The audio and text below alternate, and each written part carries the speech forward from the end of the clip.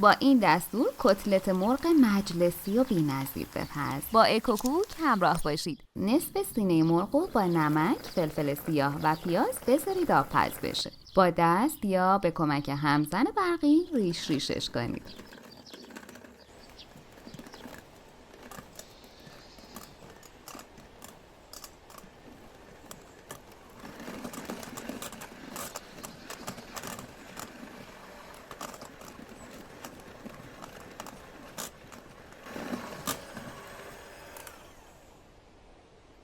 پنج عدد سیب زمینی متوسط آبپز شده رو رنده کنید. اگه میخوای اولین نفری باشی که به محض آپلود آموزش جدید ویدیومون رو ببینی، دکمه سابسکرایب و زنگوله کنارش رو حتما بزن.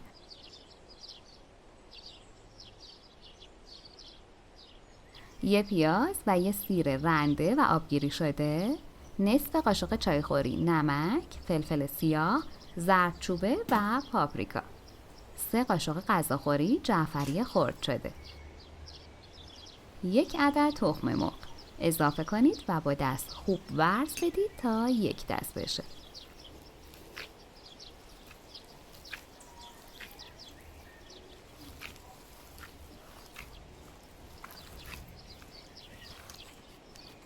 از مواد مقداری بردارید و به این صورت شکل بدید.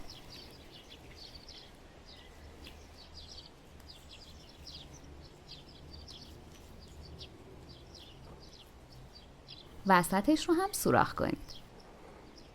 عزیزان، تک تک لایک ها و کامنت های پرمهری که میذارید برامون بسیار با ارزشه. به ما انگیزه میده تا آموزش ها رو با اشتیاق بیشتری براتون تهیه کنیم. داخل تابه‌ای که روغن ریختید بچینید.